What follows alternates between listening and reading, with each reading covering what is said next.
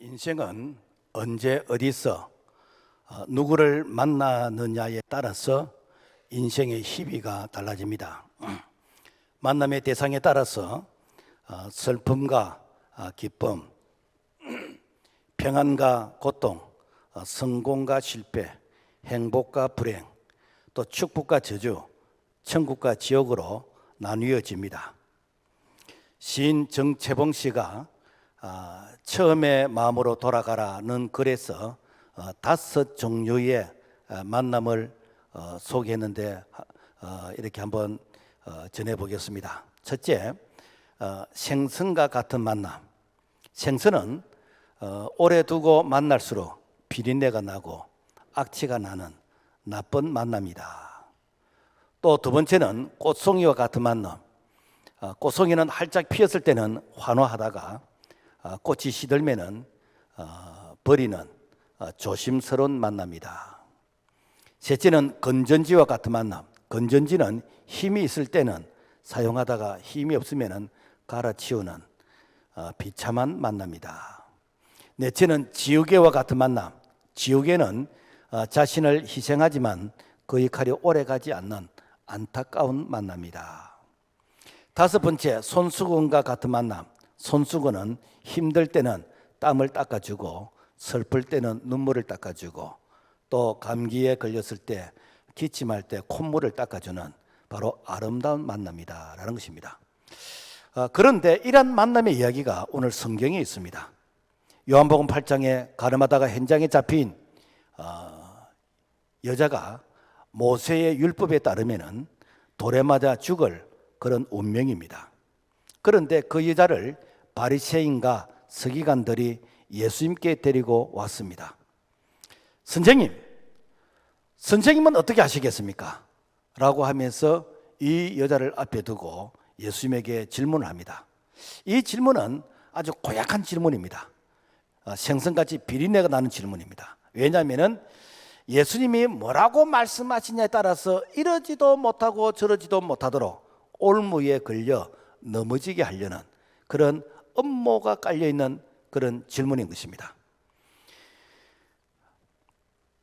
만약에 예수님께서 모세의 율법에 따라서 돌로 쳐 죽이라 라고 한다면 이것은 당시 사형 결정권이 로마 당국에만 있었는데 로마 법을 위배하게 되는 것이고, 또 살려주라고 하면은 모세의 율법에는 돌로 쳐 죽이라고 했는데 이것은 유대교의 율법을 어기게 되는 것이고, 그래서 이러지도 못하고 저리도 못하는, 예수님은 평소에 원수도 사랑하라고 하셨는데 그래서 이 원수를 사랑하라는 이 말씀에 위배가 되기 때문에 그래서 예수님을 완전히 코너에 몰려서 그래서 예수를 이렇게 죽이려고 하는 그런 음모가 깔려있는 바로 그런 질문이었다라는 것입니다. 그런데 예수님은 너희 중에서 죄 없는 자가 먼저 돌로 치라고 했을 때에 한 사람 한 사람 돌을 땅에 내려놓고 그들이 돌아갔다라는 것입니다. 그리고 예수님께서 여자에게 말씀합니다. 요한복음 8장 11절, 나도 너를 정죄하지 아니하노니 가서 다시는 죄를 범하지 말라.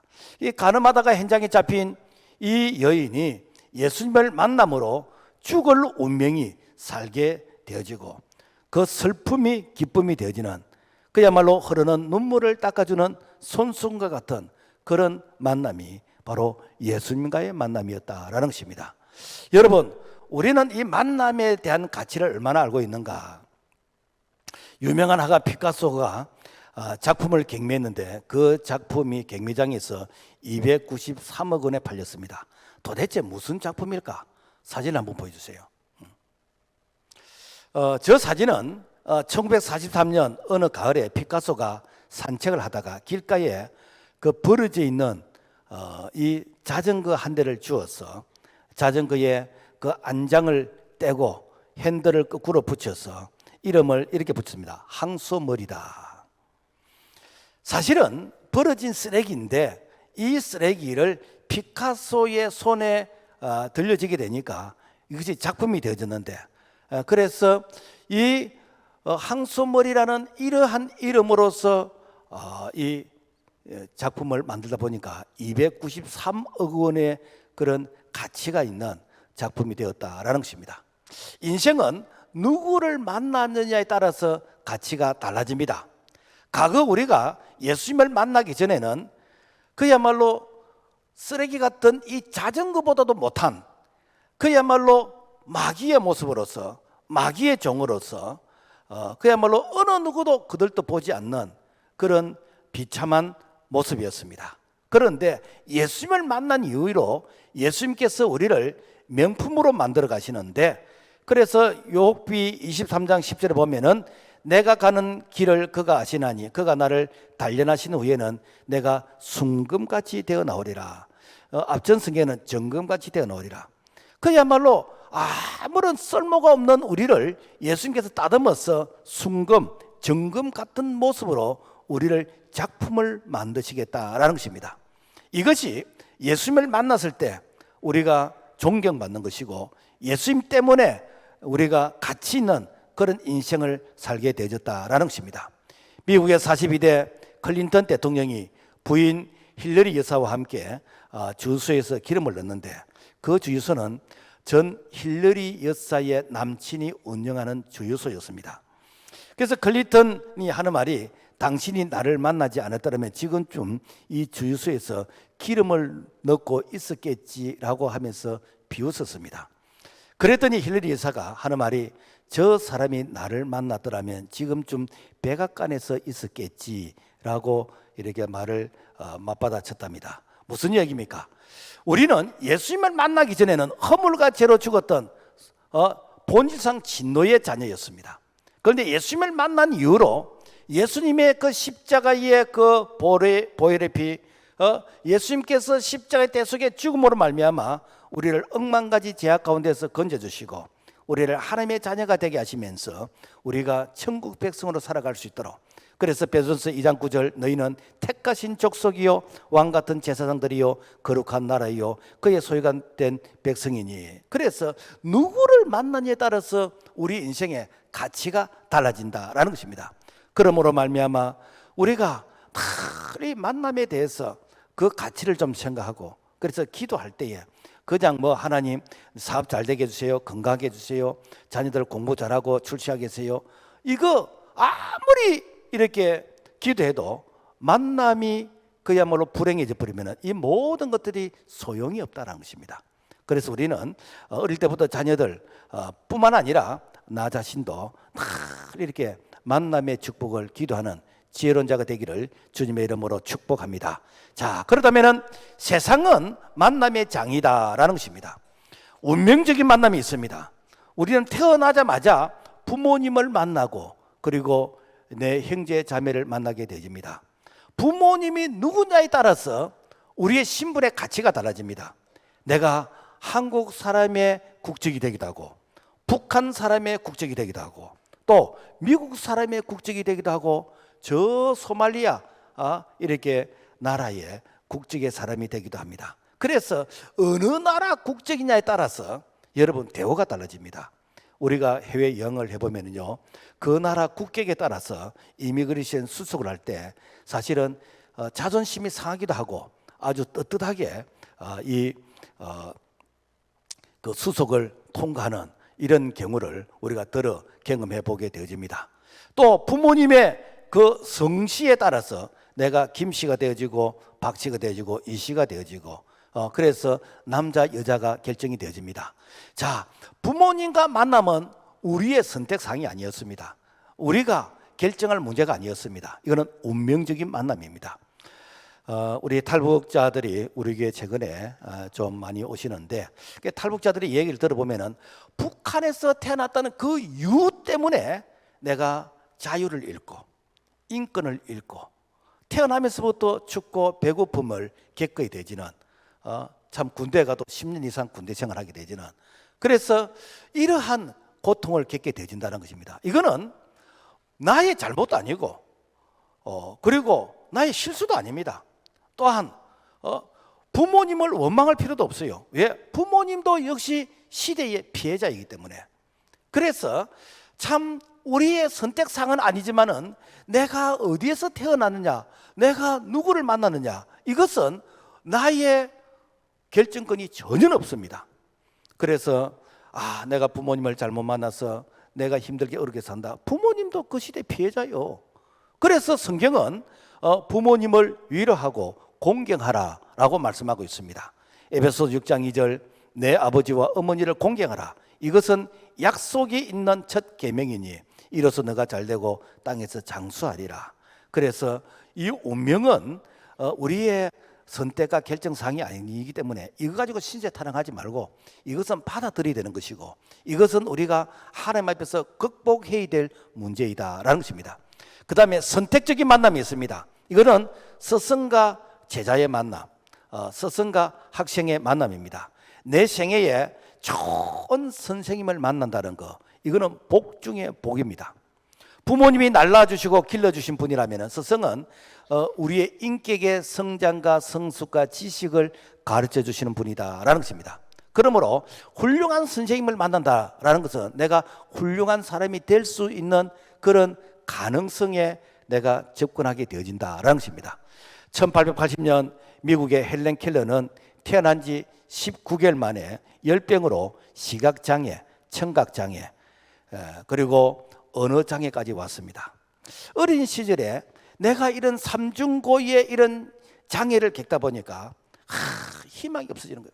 그러니까 성격이 거칠어지고 난폭해지고 반항적이 되는 것이고, 그래서 내가 이렇게 살면 뭐 하느냐라고 하면서 어릴 때이지만은 그야말로 인생을 자포자기하게 되지는 그런 모습이었습니다.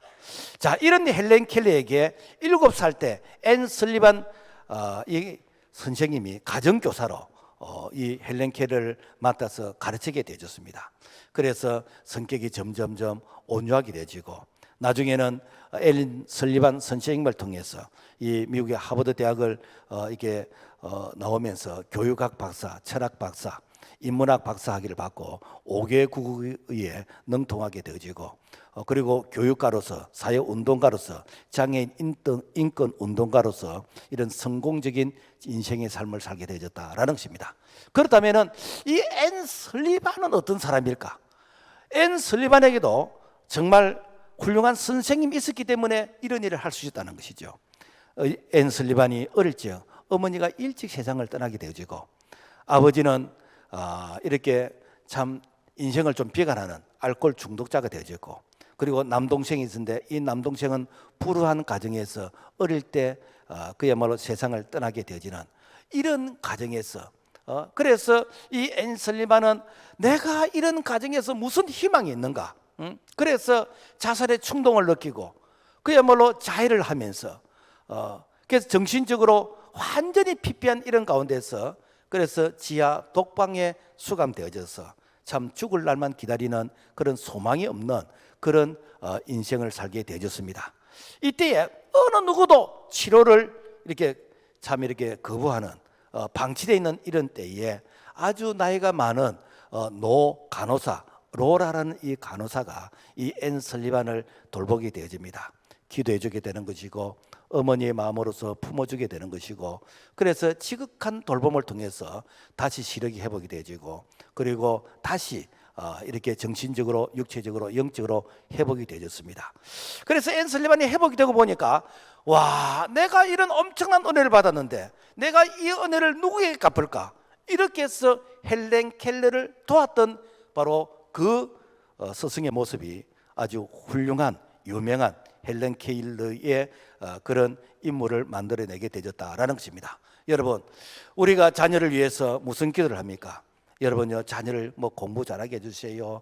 뭐 자녀가 뭐 1등하게 해주시고 좋은 대학 가게 해주시고 여러분 틀린 기도는 아닙니다만은 그러나 좋은 스승 만나면 됩니다. 그래서 좋은 스승을 만나게 해달라고 이것이 여러분요 가장 지혜로운 기도인 것이고 사실은 영적인 스승도 마찬가지입니다. 여러분께서 이렇게 이단을 만났더라면요 여러분 영혼은 벌써 이렇게 참 망하게 되었겠지요. 그래서 정말 자녀들이 좋은 영적인 스승을 만나고 그래서 스승을 위해서 기도하는 것, 이것이 참으로 이렇게 지혜로운 기도이다라는 것입니다. 자, 그렇다면은 우리에게 육신의 스승이 있는가 하면은 우리에게 영원한 스승이 있습니다. 그분이 누구신가? 보혜사 성령님이시요. 요한복음 14장 16절, 보혜사 곧 아버지께서 내 이름으로 보내실 성령, 그가 너희 모든 것을 가르치고 내가 너희에게 말한 모든 것을 생각나게 하시리라. 그래서 우리 예수님께서 부활 승천하시면서 우리에게 또 다른 보혜사, 즉 예수 그리스도 그분과 똑같은 분이 영으로서 우리에게 오시는데, 그분이 어떻게 하시는가? 우리를 가르쳐 주시고 말씀이 깨달아지게 하시고 믿어지게 하시고 우리가 갈 바를 알지 못하는 우리를 인도해 가시면서 그분이 우리를 도와주신다라는 것입니다. 그러므로 말미암아 내가 참 이렇게 육신적으로 스승의 도움을 참 받지 못했다면은 우리에게 영원한 스승 대신 보혜사 스승님의 도움을 받는 자가 참으로 이렇게 지혜롭고 믿음의 사람이 되는 줄로 믿습니다. 그 다음에 좋은 배우자의 만남이라는 것이죠. 러시아 객원에 바다로 항해할 때는 기도를 한 번 하고, 그리고 전쟁터에 나갈 때는 기도를 2번 하고, 또 결혼을 위해서는 기도를 3번 하라라고 했습니다. 요즘 결혼 시즌인데 3쌍 중에서 한 쌍이 이혼을 한답니다. 그만큼 결혼이 중요한데, 그런데 이 청년들은 한눈에 반한다는 거, 절대로 한눈에 반하면 안 됩니다. 두 눈 똑바로 뜨고 반해야 됩니다. 왜 그런가? 여러분요, 결혼은 물릴 수가 없잖아요. 그래서 다른 것은 다시 뭐 바꾸면 되는 것이고 물리면 되는데, 여러분요, 결혼은 그야말로 한 번의 선택이 이렇게 평생을 가는데, 그러면 그 한 번의 선택을 우리가 정말 기도하면서 준비해야 되는데 요즘 그렇지 않은 것 같더라고. 그래서 이렇게 참 우리 교회 이렇게 성도님들 보면은 참 개인은 훌륭하고 똑똑한데 이 결혼 기도를 안 한 것 같아. 그래서 참 안타까운 모습을 가끔 보게 되지는데, 그래서 성경은 우리에게 이미 이렇게 예방 주사를 다 이렇게 맞도록 그리고 미리 우리에게 지침을 말씀하고 있습니다. 무엇인가? 믿음의 멍에를 메어라는 것이죠. 골도서 6장 14절, 너희는 믿지 않는 자와 멍에를 함께 매지 말라. 의와 불법이 어찌 함께하며 빛과 어둠이 어찌 사귀며 하나님의 성전과 우상이 어찌 일치가 되리요. 우리는 살아계신 하나님의 성전이라. 그래서 믿음의 멍에를 메어라, 이 말은 신앙의 수준이 같아야 된다는 거예요. 그런데 하향 평준화로서 같아지는 것이 아니라 상향 평준화로서 같아야 되는 거예요. 그래서 이 구원의 확신은 기본입니다. 뭐 예수 믿는 것은 기본이요. 근데 예수 믿는 것도 차원이 다릅니다. 어린애 수준이 있고 청년의 수준이 있고 그리고 장성한 어른의 수준이 있습니다. 그래서 주일 성수하고 예배 생활, 헌금 생활, 교회 봉사, 그래서 참 이 교회에서 어차피 예수 믿는 거 기둥 같은 모습으로서 믿다가, 그래서 성경이 약속하신 언약의 축복을 받는 것이 얼마나 좋습니까? 그런데 이렇게 뭐 이리저리 계산기 두드려 가면서 잔머리 굴려가면서 이리 피하고 저리 피하면은 그야말로 복을 피해서 가는 자. 그래서 하나님이 주신 그 축복을 다른 사람은 받아서 간증의 주인공이 되는데, 나는 그 간증을 그야말로 구경만 하고 듣기만 하는 이런 덜러리가 되지 말고 우리는 축복의 주인공이 되기를 주님의 이름으로 부탁을 드립니다. 그 다음에 좋은 친구와의 만남이다. 그 사람을 보면은 친구가 누군지, 즉 친구를 보면은 그 사람을 알 수가 있다. 그래서 잠언 13장 20절, 지혜로운 자와 동행하면은 지혜를 얻고 미련한 한 자와 사귀면은 해를 받느니라. 그래서 사람은 끼리끼리 모입니다. 그래서 그 사람이 이렇게 주로 만나는 사람 보면은 그 사람이 어떤 사람인가 대충 감이 옵니다. 1993년부터 1997년까지 약 한 4년 동안 주 한 미국 대사관에 근무했던 제임스 레인이라는 분이 계는데, 이분은 목사님이시면서 학자이고 정치가이고 그러면서 이 주한 대사로서 근무를 했는데, 이분이 미국에서 에모리 대학 이렇게 교수로서 복직을 한 셈입니다. 그래서 이분은 대학을 이렇게 출근할 때에 건강을 위해서 늘 아침에 걸어서 가셨다는 거예요. 뭐 거리가 어느 정도 되는지 모르겠지만, 그래서 걸어서 대학을 가는 그 중간 지점에 공원이 하나 있는데, 그 공원에 늘 연세 드신 노인이 벤치에 이렇게 앉아 있더라라는 것입니다. 그래서 노인에게 접근해서 뭐 노인에게 뭐 안부도 묻고 그러면서 건강은 어떠시냐고 물어보기도 하고, 그래서 노인과 같이 차도 마시고, 또 노인이 집에 놀러를 해서 집에 가서 같이 또 음식도 나누고, 그다음에 그 노인이 마당에 잔디 깎는 것이 힘들어 보여서 잔디도 깎아주고, 그래서 약 한 2년 이상 그 노인에게 친구가 되어 주셨습니다. 그런데 어느 날 출근하는데 이제 노인이 안 보이는 거예요. 그래서 이렇게 궁금하기도 하고 혹시 어려운 일은 없는지, 그래서 집에 찾아갔더니 이게 노인이 세상을 떠나게 되어졌다고. 그래서 세상을 떠나시면서 이 노인이 이렇게 어떤 유서를 남기게 되어졌습니다. 그래서 그 유서의 내용을 보니까 그 노인이 코카콜라 회사의 이렇게 회장이었다는 거예요. 여러분, 코카콜라가 세계적인 이런 브랜드인 거 아시죠? 그래서 그분이 유서를 이렇게 남겼는데, 당신은 2년 동안 나의 친구가 되어 주어서 너무 고마워요. 나는 당신에게 25억 달러의 돈과 주식 5%를 유산으로 드리고 싶소 라고 하면서 이렇게 유서를 남겼더라라는 것입니다. 그래서 레인지 이 교수가 그 받은 그 유산을 대학에 기부하고, 대학에서는 또 너무 고마워서 그분을 이렇게 종신 총장으로 모셨다라는 이런 글을 제가 읽은 적이 있습니다. 이와 비슷한 이야기가 창세기 18장에 아브라함이 나그네를 대접을 했어요.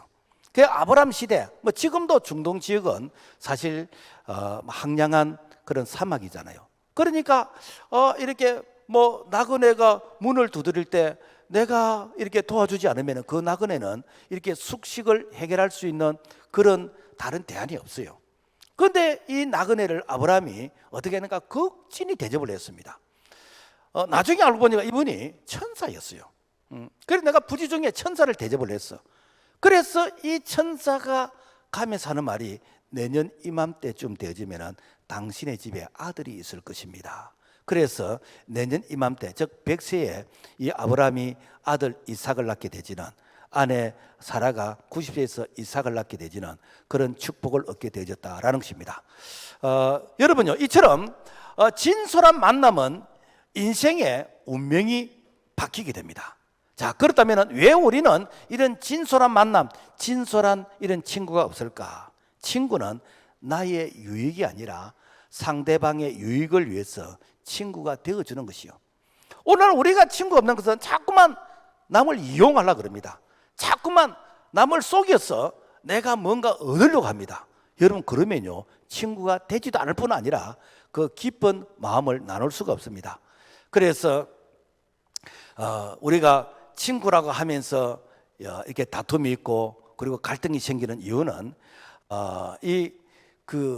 어떤 조건적인 그런 어떤 만남을 가지니까, 그러니까 서로가 불만이 생기게 되는 것입니다. 그래서 잘해주는 사람은 잘해주면서 뭔가를 기대합니다. 내가 잘해줬으니까 당신은 앞으로 나에게 어떻게 해야 된다라는 무언의 그런 메시지가 그 속에 포함되어 있고, 또 이렇게 대접을 받은 사람, 은혜를 받은 사람은 그는 당연하게 생각하고, 그리고 내게 서운한 것만 또 기억을 하기 때문에, 그것 때문에 되는가, 관계가 이렇게 불편해지게 된다. 그래서 잘해준 사람은 내가 네게 어떻게 해줬는데 네가 그러면 되냐라고 생각하고, 서운한 사람은 그 잘해준 거는 다 잊어버리고 서운한 것만 기억을 하게 되니까, 그러니까 관계가 이게 껄끄럽고 이렇게 관계가 깨어지게 되는 이런 모습을 이렇게 우리가 경험하게 됩니다.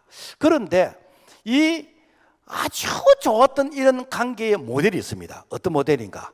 다윗과 요나단의 그런 만남의 관계입니다. 다윗은 사울 왕의 그 시기와 질투 가운데서 그야말로 계속 테러를 당하고 그리고 죽음의 위기를 경험하게 되어지는, 왜 그런가?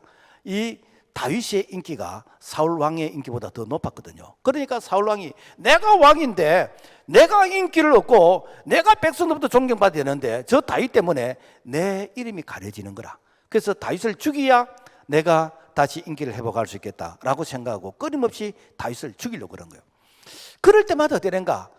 이 사울 왕의 아들 이 요나단이 다윗아 이리 와봐.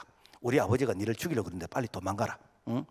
그리고 아버지 사울이 다윗을 죽이려고 할 때마다 아버지 다윗이 얼마나 좋은 일을 많이 했습니까? 블레셋과 싸움할 때 사울이 죽인 자가 1000명이면 다윗은 10,000명을 죽이게 되는 것이고 그리고 골리앗을 죽이게 되는 것이고 얼마나 좋은 일을 많이 했습니까? 그런데 왜 자꾸만 다윗을 죽이려고 그럽니까? 그래 내가 잘못했다 해놔놓고 또 시기와 질투와 미움이 있어서 그래서 다윗을 이렇게 죽이려고 하는 자 그래서 참 이 다윗이 많은 그런 죽음의 위기를 경험하게 되었는데 이때에 이 친구 요나단의 이 마음을 성경은 이렇게 기록하고 있습니다.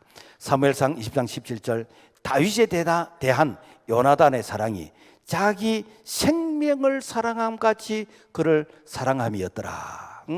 이게 진정한 이런 친구의 만남이었다라는 것입니다. 나중에 이 사울 왕가가 이제는 망하게 됩니다. 하나님께 버림을 받아서 망하게 되지는데 그래서 사울 왕이 죽고 그리고 친구 요나단도 죽고 그 난리통에 그 요나단의 아들 머비보셋을 그 유모가 이게 보모가 안고 가다가 떨어뜨려 가지고 이 머비보셋이 다리를 다쳤어요. 그러니까 다리가 부러졌어. 그러니까 난리통에 다리가 부러졌는데 뭐 어떻게 치료를 받았겠습니까? 그래서 장애자가 되어 버렸어. 자, 아버지 요나단도 죽었고 할아버지 건세에 있는 사울 왕도 죽고 어쩌면은 그야말로 버림받을 수 있는 이런 입장인데 이 다윗이 이 머비보셋을 쫙 불러다가 그 왕이 먹는 그 밥상에 그 장애자 머비보셋을 앉혀서 같이 식사를 합니다. 그리고 그 할아버지 사울 왕의 그 재산을 이 손주 머비보셋에게 이 재산 소유권을 이전시켜 줍니다. 그래서 나중에 머비보셋이 이렇게 고백을 합니다. 사무엘하 9장 8절에 보면은 그가 절하여 이르되 이 종이 무엇이기에 왕께서 죽은 개 같은 나를 돌아보시나이까 하니라. 감동이 되지 않습니까? 이게 좋은 친구의 만남이에요. 그런데 예수님께서 우리의 친구가 되어주시겠다는 거예요. 예수님께서는 조건도 없이 우리의 유익을 위해서 친구가 되어주시겠다는 겁니다. 그래서 요한복음 15장 15절의 말씀에 보면은 이제부터는 너희를 종이라 하지 아니하리니 종은 주인이 하는 것을 알지 못함이라 너희를 친구라 하였노니 내가 내 아버지께 들은 것을 다 너희에게 알게 하였음이라. 여러분 친구는 비밀이 없습니다. 친구는 그야말로 허물이 없어요. 그래서 친구에게는 그야말로 밤새도록 얘기하고 또 얘기하고 싶은 게 이 친구입니다. 여러분 예수님이 우리의 친구가 되어주신대요. 그래서 예수님과 밤새도록 얘기하는 기도에 좀 대화를 열어보시고 예수님과 늘 동행하는 그런 친구의 이런 만남을 좀 즐겨보시고 그래서 주님과의 깊은 만남을 통해서 사람으로부터 상처받고 사람으로부터 참 이렇게 내가 고통을 당했다면 진정한 친구 대신 예수님을 통해서 우리가 영육간의 참 회복과 그리고 치유를 경험할 수 있기를 주의 이름으로 부탁을 드립니다. 자, 그 다음에 가장 복된 만남은 예수님과의 만남이다 라는 것입니다. 왜 예수님과의 만남이 복된 만남인가? 죄의 문제를 해결해 주신다는 것이죠. 오늘 8장 11절 보면은 예수께서 이르시되 나도 너를 정죄하지 아니하노니 가서 다시는 죄를 범하지 말라 하시니라. 자, 가늠하다가 현장에서 잡힌 여자를 예수님께 데리고 왔습니다. 이때 예수님이 너희 중에 죄 없는 자가 돌로 치라고 말씀하실 때에 사람들이 한 사람 두 사람 돌을 땅에 내려놓고 돌아갔습니다. 여기서 죄 없는 자에 대한 사람들의 오해, 이것을 잘못 인용하는 경우가 들어 있습니다. 얼마 좀 전에 국회의원이 성경에 죄 없는 자가 돌로 치라고 했는데 우리 모두가 죄인인데 죄를 계속 추궁하면 되겠습니까? 이렇게 말합니다. 이 말은 얼핏 들으면 맞는 말인데 오늘 성경이 말하고 있는 말은 그런 뜻이 아니에요. 만약에 그런 뜻이라고 한다면은 법관이 죄인을 여러분 판결하면 안 되죠. 왜? 법관도 죄인이기 때문에. 그 죄인이 왜 이렇게 죄인을 판결하겠습니까? 그런 뜻이 아니에요. 판사는 자기 기준에서 판결하지 말고 법의 기준에서 판결해야 된다라는 것입니다. 그래서 오늘 본문의 이 말씀은 남녀가 똑같이 음행을 저질렀다면은 둘 다 데리고 와야 되잖아요. 둘 다 음행해서 현장에 잡힌 남자 여자를 데리고 와야 되는데 남자는 봐주고 힘없는 여자만 데려갔습니다. 서기관과 이 바리새인들이 강자에게는 약하고 약자에게는 강한 이름으로써 이것이 바로 바리새인과 서기관들의 그들의 이중적인 위선적인 모습이었다라는 것입니다. 이때 예수님이 땅에 뭘 쓰셨어요. 그래서 예수님이 땅에 뭘 쓰셨을까? 뭐 사람들마다 다 나름대로 추측을 합니다. 아마 틀림없이 이렇게 예수님이 땅에 쓰실 때에 이 여자하고 잠자는 사람들 이름을 안 썼겠나. 그러니까 지 이름이 나오니까 그래서 이렇게 도망갔다. 또 예수님께서 땅에 쓰실 때에 바로 구약의 율법을 안 쓰시겠냐. 뭐 여러 가지 추측을 하는데 제가 볼 때는 구약의 율법을 쓰신 것 같아요. 왜 그런가?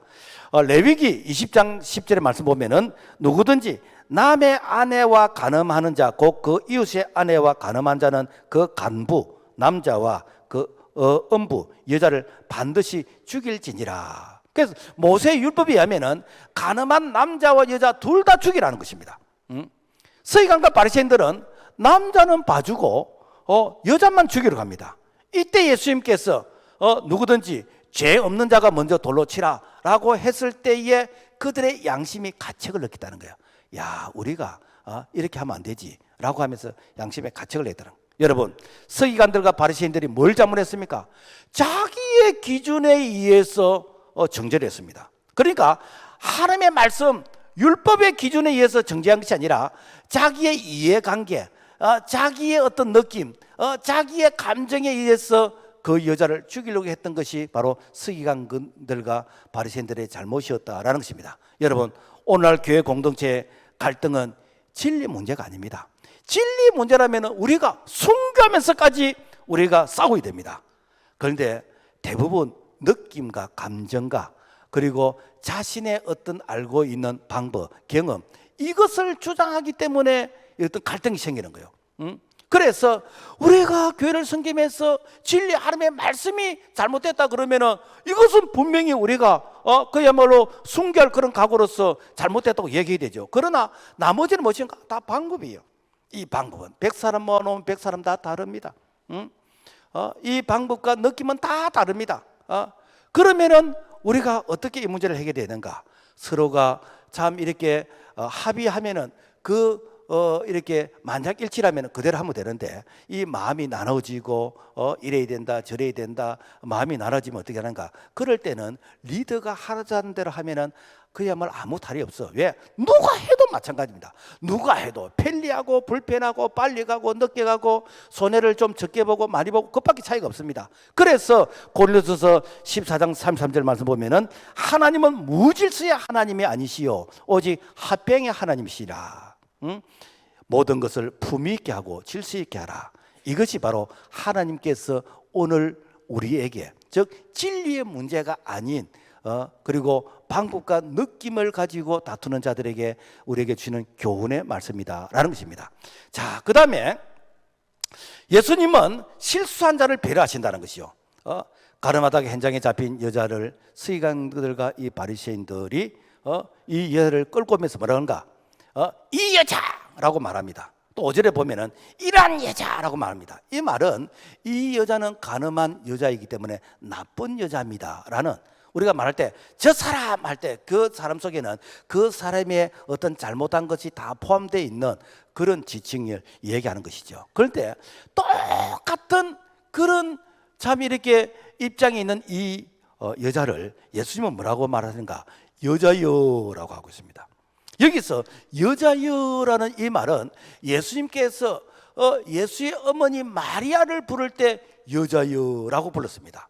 요한복음 2장에 보면은 가나 혼인잔치집에 포도주가 떨어졌어요. 사실 포도주 떨어진 거하고 예수님하고 아무 상관이 없습니다.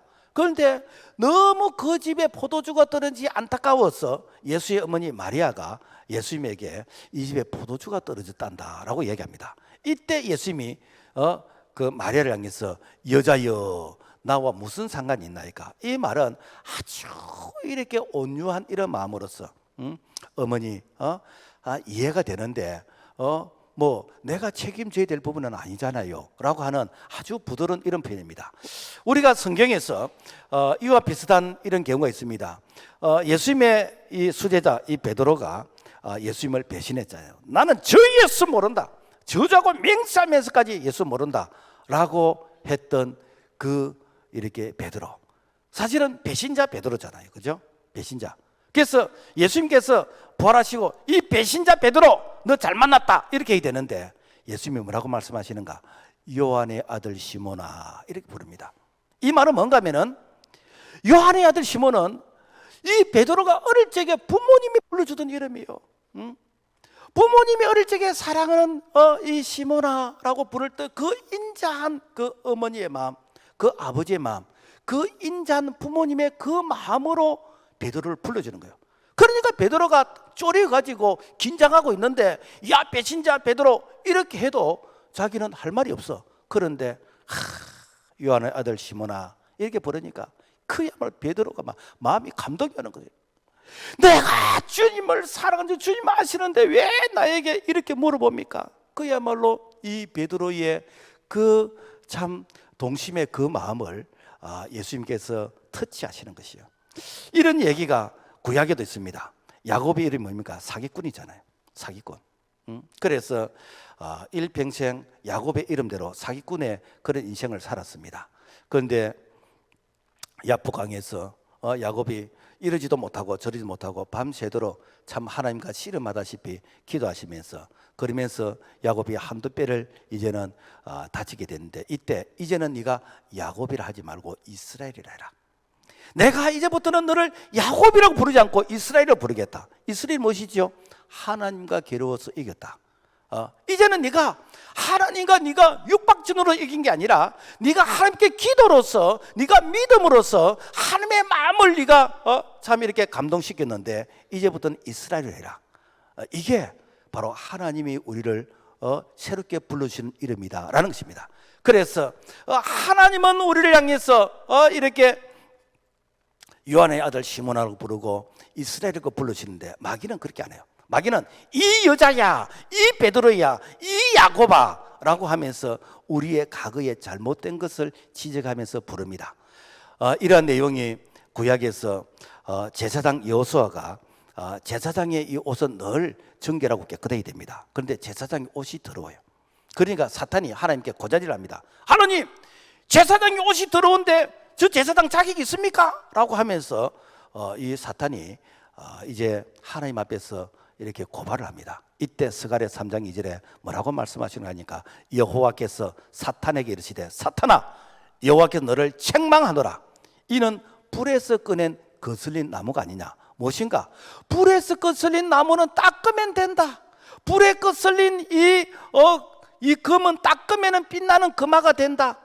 그래서 이 제사장 여호수아가 그래 옷에 그래 거슬린 이런 거름이 묻었다. 그거 씻으면 되는 거야 라고 하면서 그야말로 오늘 우리의 이런 잘못의 부분들 회개하면은 우리를 깨끗하게 용서해 주시는 바로 그러한 인자한 하나님의 마음이다라는 것입니다. 사탄은 우리 과거의 이 죄를 정죄하고 그러면서 끊임없이 너 과거에 이런 죄 짓지 않았느냐, 너 과거에 이렇게 하지 않았느냐. 그래서 과거에 우리의 어떤 허물을 계속 정죄합니다. 그렇지만은 회개한 자에게서는 하나님께서 우리의 죄를 묻지 아니하시고 그거 씻으면 깨끗하게 된다, 그럼 그 닦으면 된다 라고 하면서 하나님은 우리를 향해서 그야말로 계속해서 새로운 그런 희망의 기회를 주신 줄로 믿습니다.